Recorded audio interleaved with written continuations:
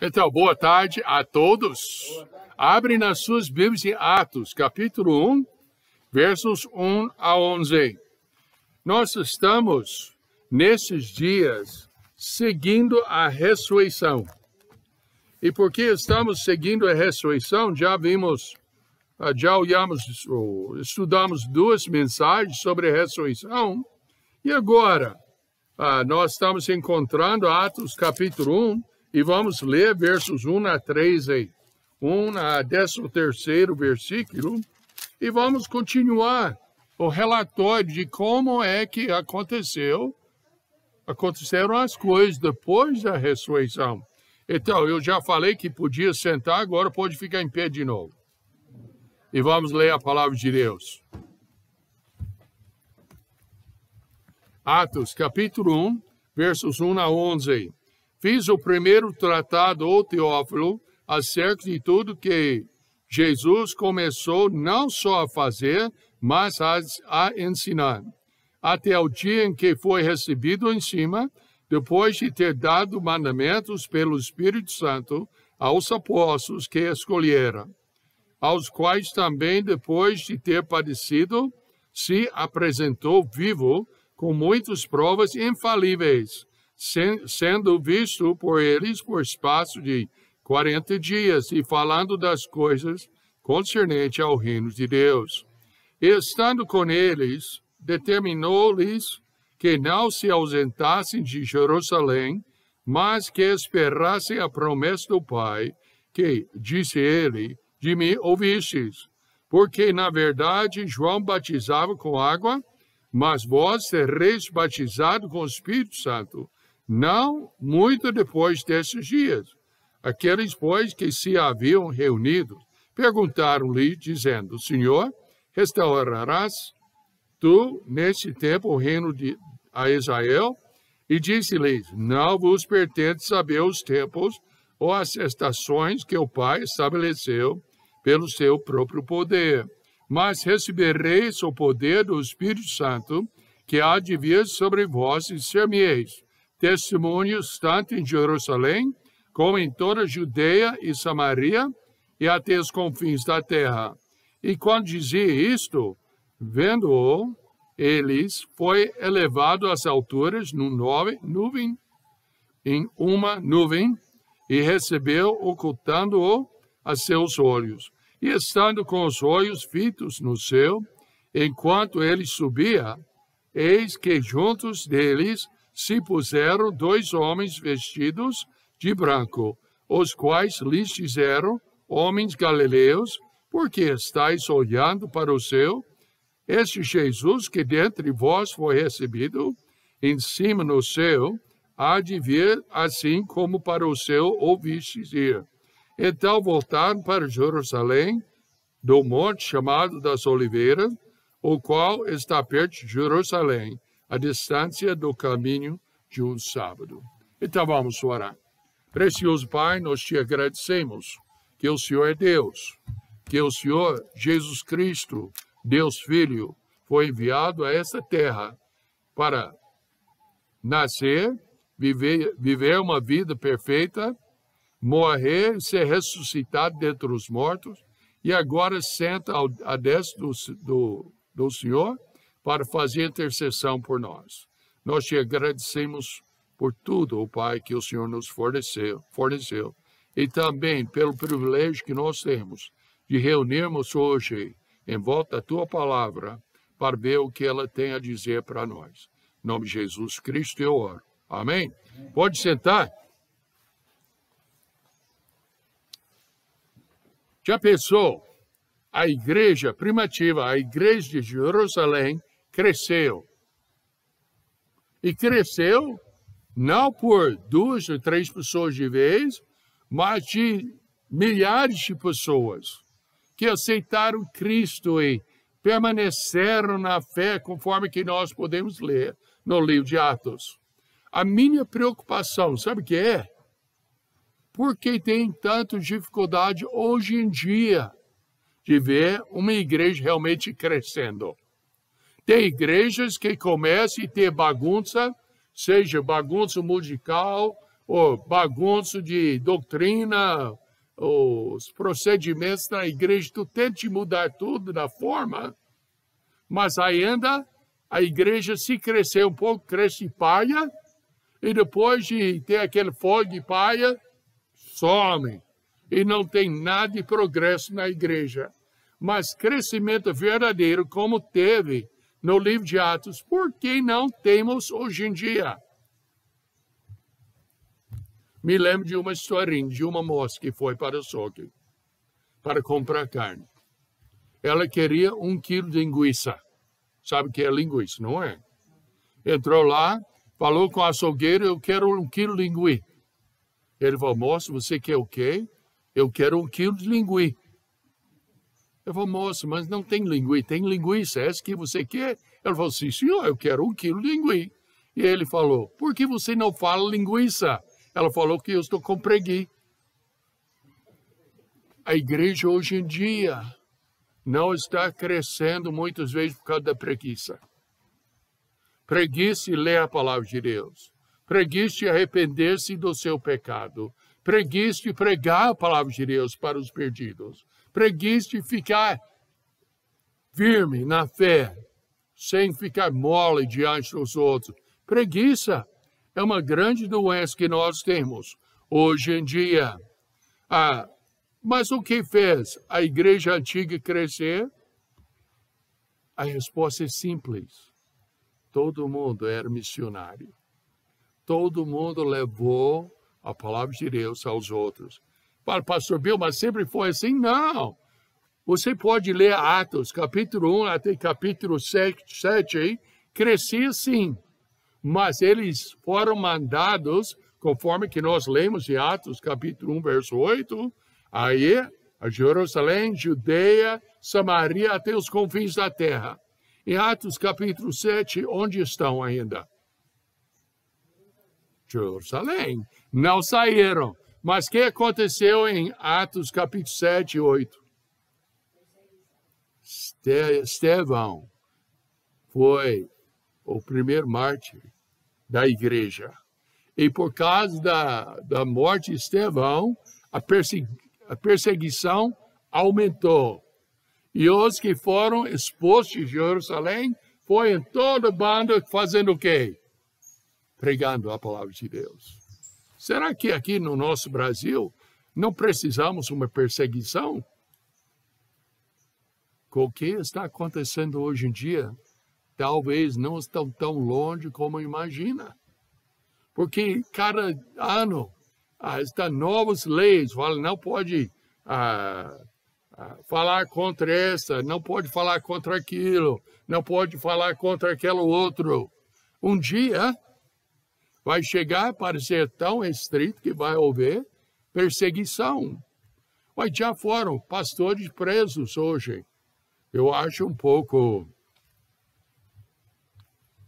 exagerado nas duas partes, mas uma parte do pastor que insistiu em ir contra a lei e abrir a igreja, então cercou a igreja, fechou a igreja, mas estava indo contra a lei. Mas não, mas temos de reunir na igreja. Me mostra um versículo aqui na palavra de Deus que diz que você tem de reunir num lugar que chamamos uma igreja. Mas sim, você vai achar muitos lugares, muitos não, mas você vai achar lugares onde eles reuniram o quê? Na casa. Na casa. Qual é o nome do famoso casal que reuniram na sua casa? A igreja que reuniu na sua casa.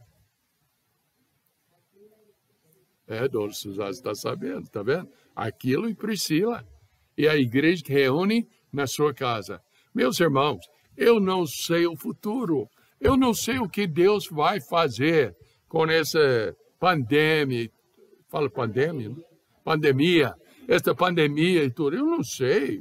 Mas talvez vai chegar ao ponto de que vamos reunir em casas novamente. Ou como lá em Inglaterra, eu e Dona Suzana discutimos esses dias. Brigando não, só. Que tinha uma lei lá em Inglaterra, no ano 1700 e tanto, que não podia ter nenhuma igreja dentro de, ela fala 11 quilômetros, quantos quilômetros? 11 milhas, eu falei quantos? 14, alguma coisa assim. Tá vendo? Nem eu não tenho certeza, eu esqueci de pesquisar. Então, sabe o que o povo fazia?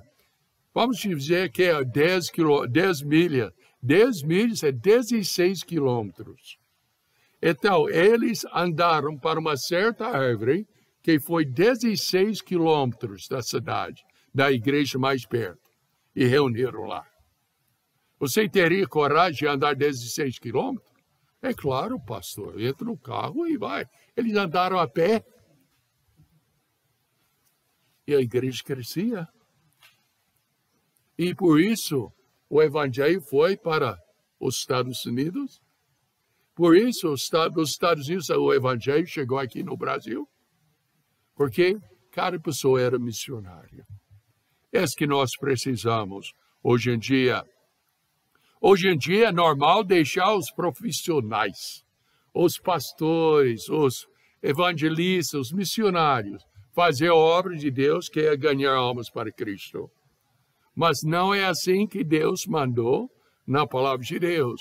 Cada um que foi disperso foi pregando a palavra de Deus. E é isso que nós precisamos hoje em dia.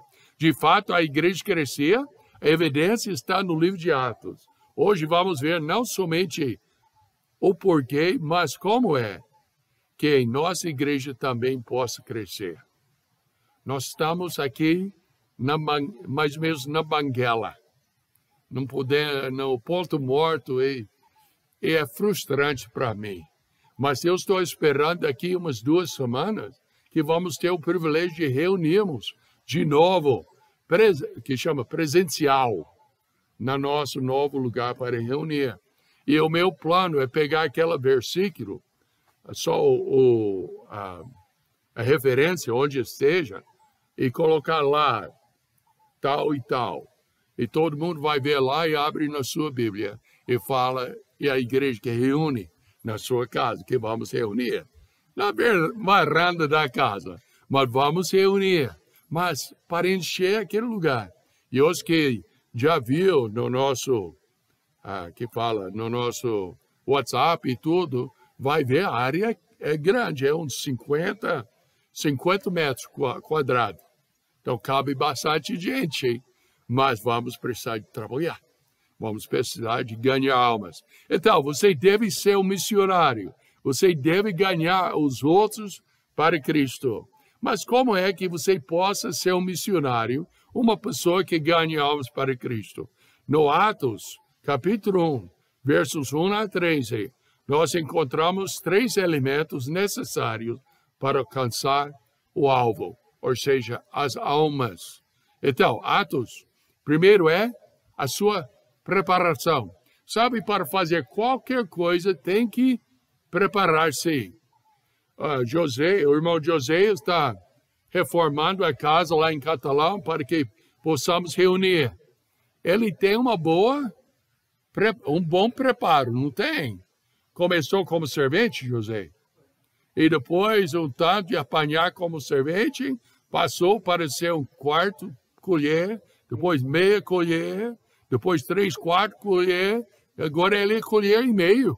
É bom demais, mas teve o seu preparo no serviço. Para fazer qualquer coisa, reforma é custoso. Qual é o preparo? Primeiro tem de tirar o que não precisa e depois tem de preparar tudo para colocar o que está precisando. Na sua vida espiritual, você precisa do preparo. Eu preciso primeiro, a pessoa precisa primeiro receber Cristo como Salvador. Porque você não pode entregar o que você não tem. Não tem jeito. Eu não tenho R$1.000 para entregar para seu anjo. Então, como é que eu posso entregar R$1.000? Não tenho. Então, fica sem, não é? Então, se você não tiver Cristo como seu Salvador, não tem nada para entregar. Tem que se preparar. E como é que nós sejamos preparados? Em primeiro lugar, é passar por um ponto chamado o sacrifício e a ressurreição do Senhor Jesus Cristo. Sabe que nós falamos muito em receber Cristo como Salvador. Falando isso para as pessoas lá fora, eles vão pensar, tudo bem, eu vou para a igreja, eu vou receber a hóstia, e aí eu estou recebendo Cristo como Salvador. Eles acham? Então, quando a gente fala que precisa receber Cristo como seu Salvador, não, nós estamos falando certo, mas eles estão entendendo errado.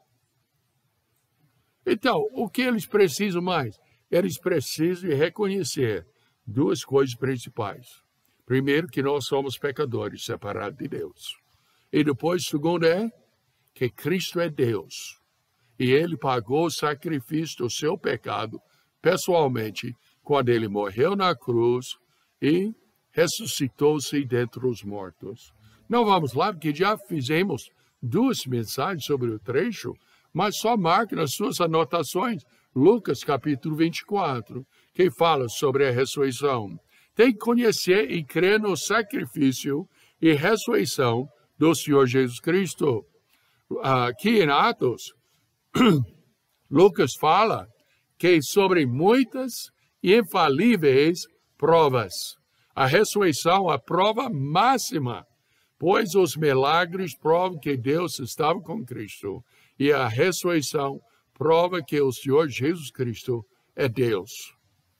Sabe que o Senhor fez a ressurreição de Lázaro, tinha aquele filho da viúva que fazia, mas ele levantou, mas Cristo se ressuscitou dentre os mortos. Ele é Deus, ele tem o poder sobre a vida e a morte. Tem que crer que Jesus Cristo é Deus. E as provas são claríssimas. Qual é a maior prova que o Senhor Jesus Cristo ressuscitou dentre os mortos? Que ainda existe hoje em dia.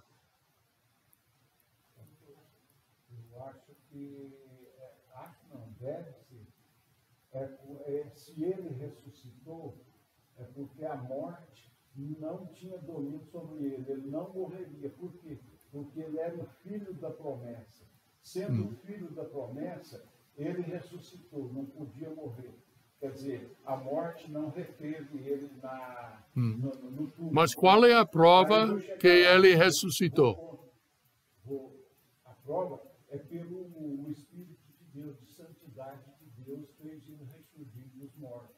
Mas a prova hoje em dia, sabe o que é? O túmulo vazio. O túmulo vazio. Tem outras provas também, que é a vida transformada da pessoa que coloca a sua fé em Cristo, não é? E tem outras provas infalíveis, não é? Mas a ressurreição, o túmulo vazio e os 40 dias que ele ministrou aqui na terra, por mais de 500 pessoas que viram ele e tudo. Esta é a prova. Ele é Deus.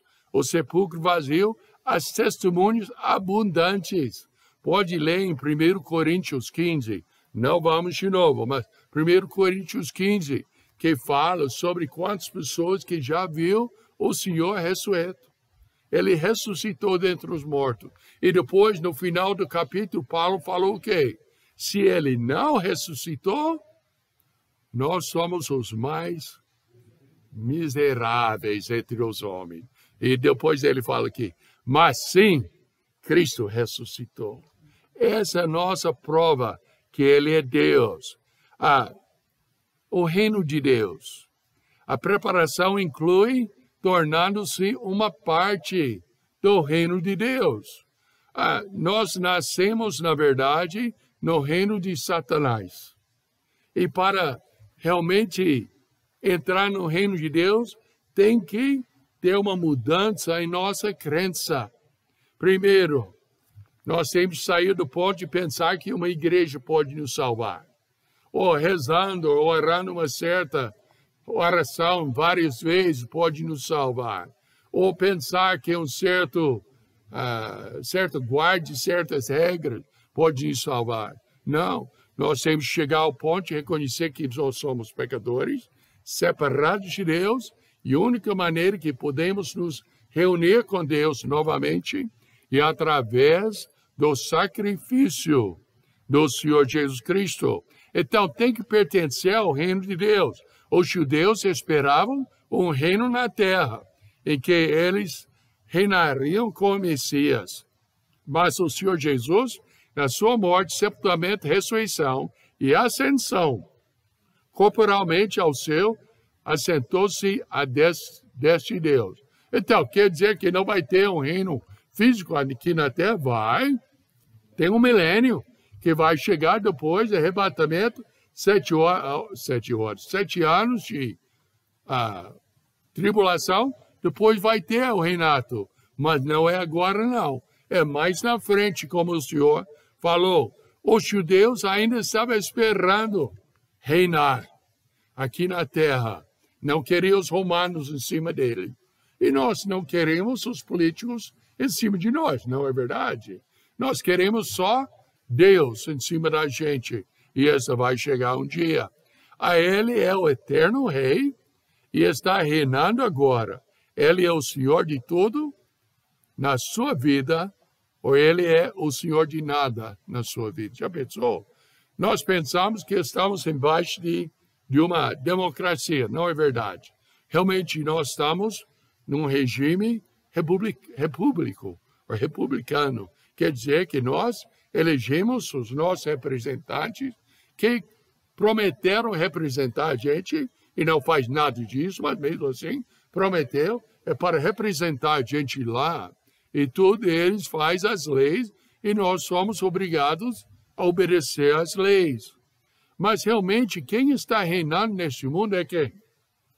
Deus. O reino é dele. Ele deixa ou não deixa as coisas acontecer. Ele é o Rei dos Reis. A Ele é o eterno Rei. Está reinando agora. Então, qual é a nossa responsabilidade? Primeiro, nós temos de ser submissos à sua vontade, ou à vontade de Deus. Primeiro é ser submisso. Mateus 6, versos 9 a 13. Não vamos ver tudo, porque não dá tempo. Vamos ver principalmente verso 10.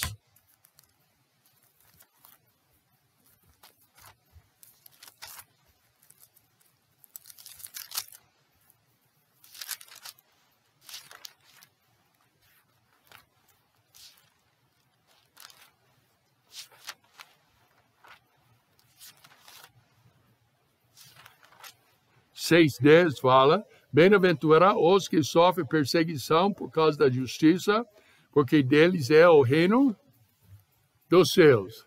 Nós pertencemos ao reino, e às vezes, porque nós pertencemos ao reino, tendo Cristo como Salvador, indica que vamos sofrer perseguição. E lembramos que Deus enviou, ou seja, espalhou o povo de Jerusalém usando perseguição. Você fala, pastor Bill, mas eu não quero sofrer assim, não. Tudo bem, então prega a palavra de Deus sem perseguição. Vamos levar a palavra de Deus para os outros. Tem, além de submissão, tem obediência. Lucas 6, 46.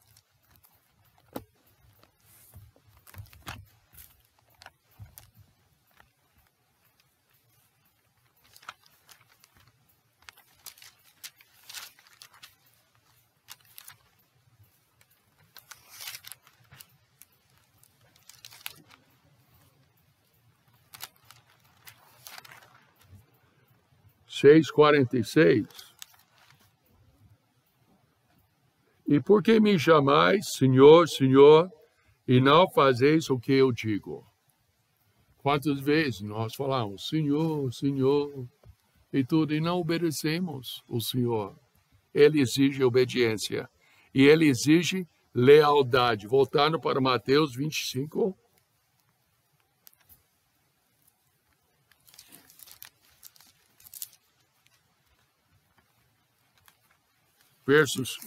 Começar no verso 14. Porque isso é também como um homem que, partindo para fora da terra, chamou os seus servos e entregou-lhes os seus bens. E a um deu 5 talentos, e outro 2, e outro 1, e cada um segundo a sua capacidade. ausentou-se logo para longe. E tendo ele partido, o que recebera 5 talentos, negociou com ele e granjeou outros 5 talentos. Da mesma sorte, o que recebera 2, granjeou também outros 2. Mas o que recebera 1, foi e cavou na terra e escondeu o dinheiro do seu senhor. E muito tempo depois veio o senhor daqueles servos e fez contas com eles. Então aproximou-se o que recebera 5 talentos e trouxe-lhe outros 5 talentos, dizendo: Senhor, entregaste-me 5 talentos, eis que outros 5 talentos que granjeei com eles. E com 2 fez a mesma coisa, mas os com 1 fez o quê? Escondeu. E o Senhor falou com esses primeiros 2, assim: servo bom e fiel, sobre pouco foste fiel, sobre muito te colocarei, entra no gozo do teu Senhor. Mas do que não usou o talento que foi dado pelo Senhor, o que aconteceu com ele? Maldito servo, sai, e entregou na escuridão. Lançai, pois, o servo inútil nas trevas exteriores, ali haverá pranto e ranger de dente. O inferno está mostrando o quê? Você não trabalha para o Senhor, você não quer fazer nada para o Senhor, você nem Cristo não tem. Porque ele não ia lançar um filho dele para o inferno. Mas este um talento foi lançado. Por quê? Nem salvo não era. Eu acredito que tem muita gente hoje em dia se chamando de salvos, que não tem Cristo, que não produzem nada, não quer servir o Senhor. Então, submissão, obediência e lealdade.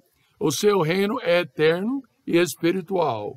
Como é que uma pessoa torna participante deste reino? João 3, uma mensagem no futuro eu vou tratar mais, mas João 3, 1 a 7, é a história de Nicodemos, lembra? Ele chegou de noite. Por que chegou de noite? Alguns pensam que ele trabalhou o dia todo, então só teve por chegar à noite. Outros falam, não, ele sabia se alguém visse ele chegando, seria meio apertado para ele. Então ele chegou de noite. E ele falou com o Senhor o quê? Bom, mestre, sabemos que és tu, este Deus e tal. E o Senhor falou o quê? É necessário nascer de novo. Ele falou, como é que o homem pode nascer de novo, sendo velho? Pode entrar no ventre da sua mãe e nascer novamente? Ele falou, não é assim. Quem é nascido da água, tem que nascer da água e do Espírito. A água é o nascimento físico, do Espírito, o nascimento espiritual. E a cada pessoa tem que ter esse segundo nascimento. O dever de esperar a promessa é do Pai. Nós lembramos que os judeus queriam o reino agora. Eu não, espera. Essa é a vontade do Pai. Mas, o que vai acontecer? Vai receber o segundo item, que é o poder. O poder. Quais pessoas querem poder? Geralmente pensamos poder em ganhar dinheiro, não é? Poder em ganhar um emprego melhor, poder em ganhar bens e tal. Mas esse poder não é assim, não. Você deve ter o poder de Deus e vamos ver como é que você vai adquirir. Então, já fomos preparados, agora vamos para poder. Muitos dizem ter o poder do Espírito Santo hoje em dia. Dizem que pelo poder eles curam os enfermos e fazem milagres. Mas o poder da igreja no livro de Atos foi outro poder. Foi o poder de testemunhar por Cristo. Transformar as vidas. Pessoas me perguntam, o senhor é crente? Eu falei, dependendo o que você quer dizer com crente. Como assim? Mas se você quiser dizer aquele crente que grita com Deus, meu Deus não é surdo. Eu não preciso gritar para Deus. Ou aquela que cai no chão e faz cada escândalo, meu Deus é de ordem. Ele não é de escândalo. Então, o sinal do Espírito Santo é o quê? O poder do Espírito Santo é o quê? Caiu no chão, gritar com Deus? Não. Ser testemunhos. Nós lembramos, em Atos 1:8 fala Mas, ao receber o Espírito Santo, sereis meus testemunhos em Jerusalém, Judeia, Samaria, até os confins da terra. Este é o poder que nós precisamos para a nossa igreja receber. Mas recebereis a virtude do Espírito Santo. Futuro é definitivo. Tem pessoas que dizem que pode perder o Espírito Santo. Não, é futuro, é definitivo. Recebereis sem fim. O plano, ser testemunhos do Senhor Jesus Cristo. Esse capítulo 1, verso 8, capítulo 1, verso 8, segunda parte. Seja testemunhos do Senhor Jesus Cristo em Jerusalém, Samaria, ou Judeia, Samaria, até os confins da terra. E este é testemunho do Senhor Jesus Cristo até quando? Até Ele voltar. Até Ele voltar. É nossa responsabilidade de falar com os outros sobre Cristo. Eu já sei que muitas vezes a gente falha. A gente manca com Deus. Eu já estava passando uma pessoa, eu não podia parar e tudo. Eu andei, eu já pensei, puxa, eu deveria dar um folheto para aquela pessoa. Mas já passou a oportunidade, eu andava mais uns passos, não. Eu voltava para aquela pessoa e dava o folheto. O que ela fazia com o folheto, eu não sei. Mas a gente tenta de falar com os outros sobre Cristo. Qualquer oportunidade, eu não sei. Podemos falar sobre a morte, sobre construção, sobre lavoura, sobre vaca e tudo, mas eu não sei como, mas chega ao ponto de falar de Cristo. Nós temos que falar. E o resultado? Não vamos ver tudo, não. Mas se quiser colocar as notações, Atos 2, Atos 4, Atos 5, Atos 6, Atos 12, Atos 16, todos são capítulos que mostram a igreja crescendo, pessoas aceitando Cristo. Por quê? A pessoa se preparou, tem Cristo como Salvador, está lendo a Bíblia, está aprendendo do Senhor. O povo saiu com o poder do Espírito Santo, segundo o plano de Deus, e almas aceitaram Cristo. Nós aqui, eu sei que eu já falei com vários irmãos para orar sobre a Vila Ipanema. Mas eu quero ganhar aquela região para Cristo. Eu quero ver uma igreja forte naquela região. Mas como é que vai tornar uma igreja forte? Só que se nós começarmos a preparar, ter o poder e seguir o plano de Deus. A igreja hoje também pode ser poderosa e crescer, mas como?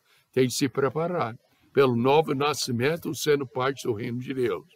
Tendo o poder do Espírito Santo pela vida totalmente consagrada ao seu serviço e seguindo o plano de Deus, alcançando o mundo, começando em seu Jerusalém e indo aos confins da terra. Lá nos Estados Unidos, quando estive lá, neste ano, eu fiz todo mundo, nas congregações, colocar a sua mão no seu nariz, assim. Pode fazer. Eu fiz eles, todo mundo virar para essa direção aqui. E depois para frente, e depois para o outro lado. E depois eu fiz assim. E meu nariz sempre coça quando eu fazia. Mas eu falei, o que aconteceu com o seu nariz? Ele falou, o que aconteceu com o meu nariz? E ninguém soube responder. Eu falei, mudou. Mudou, não mudou? Seu campo missionário está no ponto do seu nariz. Você pode parar no posto, você pode parar aqui na estrada, pode parar no supermercado. Aquele seu campo missionário. E você tem que ser preparado com o poder do Espírito Santo para testemunhar e com o plano de Deus, falando com as pessoas sobre Cristo. A igreja de hoje terá os mesmos obstáculos, as mesmas perseguições e as mesmas bênçãos, se obedecermos às mesmas ordens de Deus. Tudo vai correr para o crescimento da igreja, se seguirmos o plano de Deus. mas recebereis a virtude do Espírito Santo, que há de vir sobre vós, e ser-me-eis testemunhos tanto em Jerusalém, como em toda a Judeia e Samaria, até os confins da terra. Tem o Espírito Santo, tem Deus, tem Cristo como seu Salvador, então tem a responsabilidade também. É sua responsabilidade e seja um bom missionário. Vamos orar. Precioso Pai, nós te agradecemos pela palavra de Deus. Pedimos que o Senhor vai nos motivar, mas mais do que motivar, preparar, dar o poder e também ajuda a gente a seguir o teu plano. Que o Senhor possa ser glorificado em tudo que vamos fazer para a tua honra e glória. Em nome de Jesus, Senhor. Amém?